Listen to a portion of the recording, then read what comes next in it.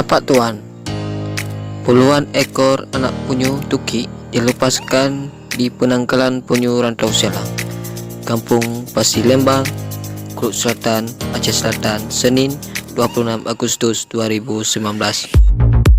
Kaitan itu dalam rangka memperingati Hari Konservasi Alam Nasional 2019 dan Hari HUT Kemerdekaan RI ke-74 dengan tema Ayo Gali Spirit Konservasi Alam Milenial Menuju Indonesia Unggul yang diselenggarakan oleh TNGL Aceh Selatan.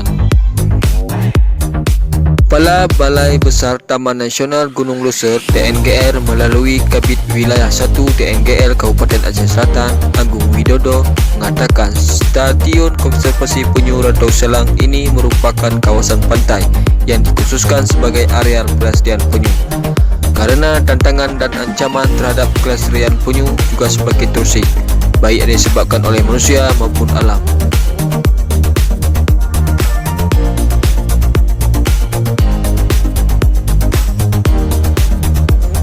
Sementara Sekretaris Daerah Sekda Aceh Selatan Nasduddin menghimbau masyarakat Aceh Selatan bersama-sama menjaga kelestarian penyu dan stop pemburuan penyu.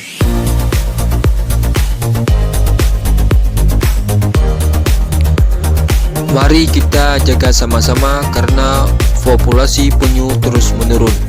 Tergerusnya kehidupan penyu juga disebabkan meraknya pemburuan liar oleh manusia.